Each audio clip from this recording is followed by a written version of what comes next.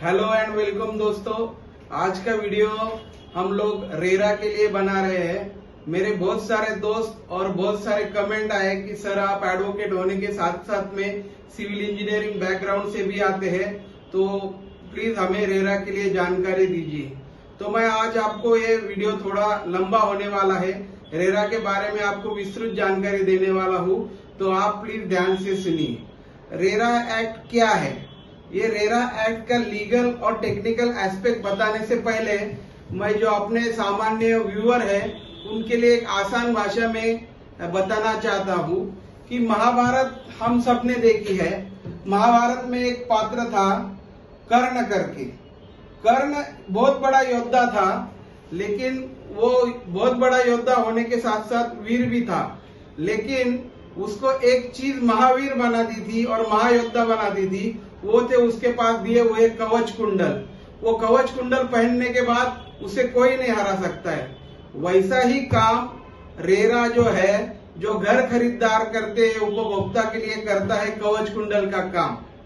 2016 के पहले जब रेरा नहीं था तब घर खरीदारों को काफी मुश्किलों से गुजरना पड़ता था।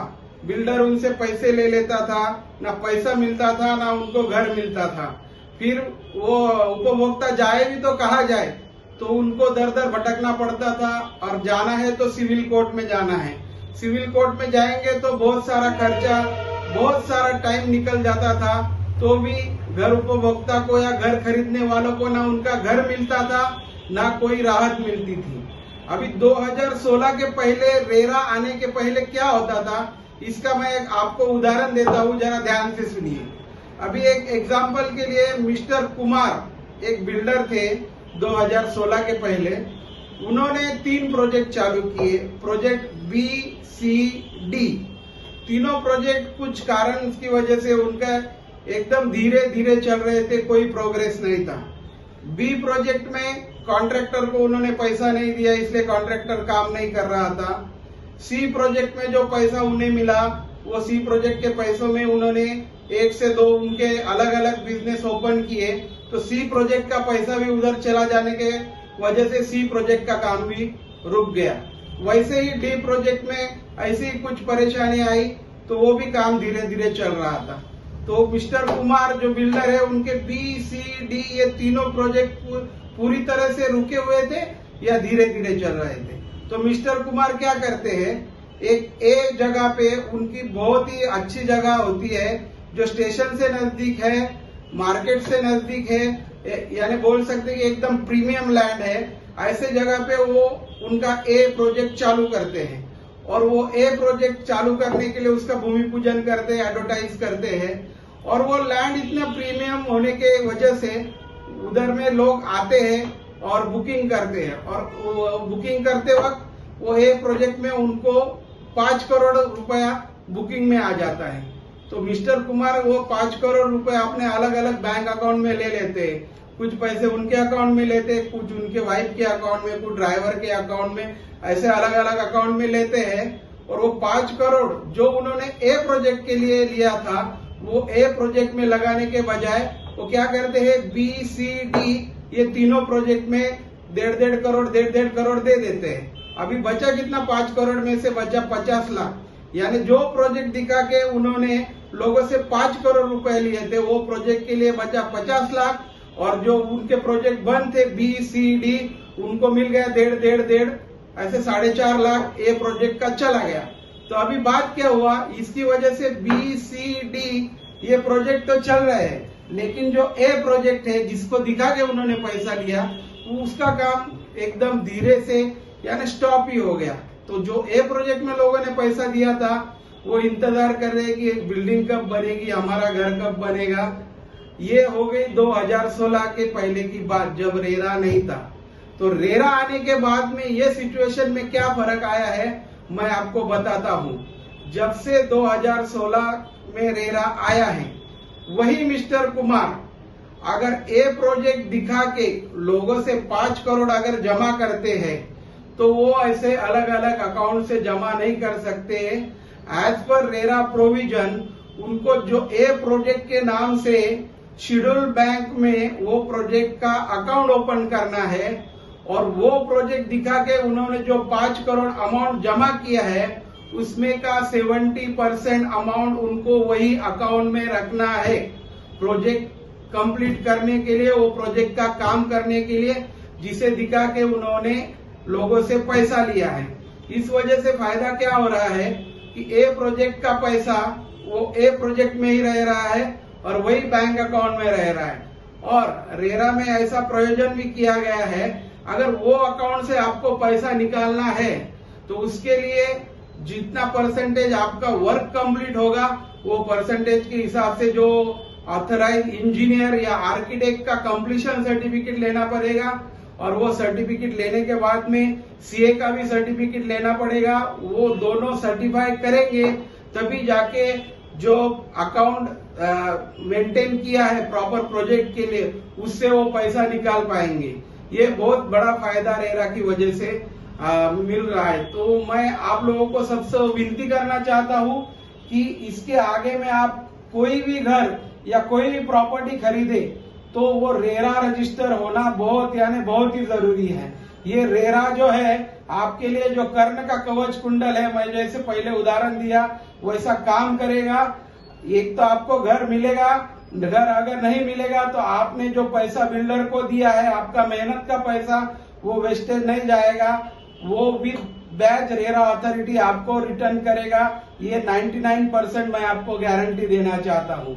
99% इसलिए बोल रहा हूँ कि 1% कहा गया, आप लोग सोच रहे होंगे, तो इसके बारे में वीडियो के लास्ट में अपन बात करेंगे। अभी और रेरा का जो बाकी सारे प्रोविजन है वो मैं आपको बता देता हूँ। रेरा प्रोजेक्ट रजिस्टर करने के लिए बिल्डर को बहुत सारी फॉर्मेलिटीज करनी पड़ती है, जैसे कि उसके कंपनी का नाम, ऑर्गेनाइजेशन डिटेल, उसके पार्टनर के डिटेल, कंपनी में कौन कौन से पोस्ट पे, कौन मैनेजिंग डायरेक्टर है, चेयरमैन है, उसमें से अथॉरिटी सिग्नेचर किसका है, उसके बाद में लास्ट 5 इयर्स तक वो कंपनी ने कितने प्रोजेक्ट कंप्लीट किए हैं उसकी जानकारी भी रेरा के वेबसाइट पे देनी है। और उसी तरह से कौन सा बैंक उनके प्रोजेक्ट को फाइनेंस कर रहा है वो बैंक का डिटेल देना है, कौन सा आर्किटेक्ट, इंजीनियर या और सीए वो प्रोजेक्ट के लिए है उसकी जानकारी भी देना है। और वो प्रोजेक्ट में अगर कोई प्रोमोटर, लैंड ओनर है तो उनका रेवेन्यू शेयर कितना है उसकी जानकारी भी उसे देना है। साथ ही साथ में जो जगह पे वो प्रोजेक्ट बनने वाला है उसका लीगल टाइटल रिपोर्ट, यानी वो जमीन का वो मालिक है कि नहीं, वो लीगल टाइटल उनको देना है। साथ ही साथ में वो प्रोजेक्ट के लिए आने वाला एक्सपेंडिचर, और साथ में प्रोजेक्ट कंप्लीशन डेट और प्रोजेक्ट एंड डेट ये भी देना है। अगर प्रोजेक्ट एंड डेट कोई भी कारण अगर एक्सटेंड होता है और तो उन्हें रेरा प्राधिकरण को एप्लीकेशन देना है कि ये वजह से हमारा प्रोजेक्ट दिए हुए कंप्लीशन डेट पे कंप्लीट नहीं हुआ तो आप हमें एक्सटेंड कर दीजिए। जब रेरा प्राधिकरण को लगेगा कि दिए हुई वजह सही है, जैसे कि अभी फिलहाल में कोरोना आके गया, सभी काम बंद थे, कभी कभी स्टील का शॉर्टेज हो जाता है, सीमेंट का शॉर्टेज हो जाता है, यानी ये जो स्पेसिफिक और जो अच्छे रीजन है कि जिसकी वजह से सचमुच में प्रोजेक्ट डिले हो गया, तो ऐसा कंडीशन में रेरा उनको प्रोजेक्ट का कंप्लीशन पीरियड एक्सटेंड कर देता है। और ऐसे रेरा के अनगिनत फायदे हैं, जैसे कि पहले बिल्डर लोग क्या करते थे, कोई अगर उनके पास गया फ्लैट बुक करने के लिए तो वो लोग उससे पैसा ले लेते थे, उस अमाउंट का कोई फिक्स नहीं था, जो जैसा मिला उससे उतना पैसा ले लेते थे। अभी रेरा में ये प्रावधान दिया गया है कि विदाउट रजिस्ट्रेशन और without entering agreement with allottee वो 10% से ज्यादा रकम घर खरीदने वाले से नहीं ले सकते हैं। तो अगर उससे ज्यादा रकम उनको लेना है तो उनको उसके साथ में एग्रीमेंट करके देना है। अगर किसी कारणवश आप दिए हुए बिल्डर ने आपको दिए हुए वादे कंप्लीट नहीं कर सके किए तो उसके लिए आप रेरा प्राधिकरण को खुद होके या एडवोकेट थ्रू आप कंप्लेंट कर सकते हैं। अगर आपने बुकिंग किया है और अभी वो बुकिंग लेट हो गया तो आप वो रीजन देके वो बुकिंग कैंसिल कर सकते हैं। और विद कंपेंसेशन चार्जेस आपको दी हुई अमाउंट रेरा प्राधिकरण आपको बिल्डर को बोल के रिटर्न कराने का प्रावधान भी इसमें दिया गया है। और रेरा के ऐसे बहुत सारे अनगिनत फायदे हैं। रेरा ये एक मैं तो बोलता हूँ कि 2010 के बाद में आया हुआ सबसे बेहतरीन और प्रभावी कायदा है। वैसे ही महाराष्ट्र रेरा के जो अधिकारी है वो बहुत अच्छी तरह से इसका अनुशासन और पालन कर रहे हैं। और रेरा कानून के तहत बिल्डर को हर 6 महीने में उसके अकाउंट में जो पैसा है उसका डिटेल उसके वेबसाइट पे डालना है। और 3 मंथ्स क्वार्टरली में ऑडिट रिपोर्ट, यानी उसने कितने फ्लैट बुक किए, उसमें से कितने बेचे, कितने बाकी रह गए, वो सब डिटेल उसको देना है। वीडियो के शुरुआत में मैं जब बोला था कि रेरा आपको 99% श्योरिटी आपके घर और पैसे के लिए देता है, तो 1% का मैं जो बोला था कि वीडियो के आखिरी में बोलेगा, क्योंकि हाल ही में एक मामला एक कल्याण डोंबिवली म्युनिसिपल कॉर्पोरेशन में सामने आया है, जहां पे कुछ 30 या 40 बिल्डरों ने 3 आर्किटेक्ट के साथ में मिलके जो कल्याण डोंबिवली महापालिका के जो अधिकारी रहते, नगर रचनाकार और कमिश्नर, उनके जाली साइन और जो स्टैंप रहते हैं अप्रूवल के, वो बना के वो रेरा अथॉरिटी को सबमिट किए। और वो बेस पे उन्होंने रेरा रजिस्ट्रेशन नंबर लिया और वो रेरा रजिस्ट्रेशन नंबर देख के बहुत सारे लोगों ने उनका जो प्रोजेक्ट जो लीगली उनका नहीं था, सब परमिशन फॉर्स थी, सब डुप्लीकेट परमिशन की, इससे जो रेरा रजिस्टर नंबर लिया था उसकी वजह से आम लोगों ने वो रेरा रजिस्टर नंबर देख के वो प्रोजेक्ट पे उनका फ्लैट बुक किया और करोड़ों रुपया उनका इलीगल प्रोजेक्ट में चला गया। अभी फिलहाल वो जो आरोपी है वो फरार है और उनके पीछे में रेरा प्राधिकरण के थ्रू जो स्टेट गवर्नमेंट है, साथ ही में इकोनॉमिक ऑफेंस विंग जो है साथ ही में ईडी जो है, वो सब उनका पता लगा रही है, लेकिन फिलहाल वो लोग अभी तक मिल नहीं पाए हैं। लेकिन ये सिर्फ एक एक्सेप्शन है, ये सिर्फ 1% में, मैंने तो ये पहली बार ही सुना है कि ऐसे भी कुछ हो सकता है। तो इस पे अभी महाराष्ट्र का रेरा बहुत अच्छी तरह से इम्प्लीमेंटेशन और फॉलो कर रहा है।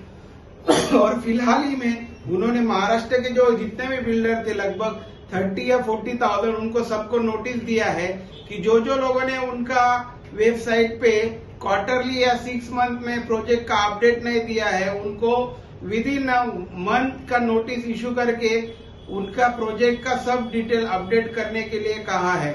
तो वो 1% को भूल जाइए, कभी कभी होने वाले है, उस पे भी रेरा अथॉरिटी काम करेगी और अपना जो घर खरीदने वालों के लिए और राहत प्राप्त करेगी। Thank you.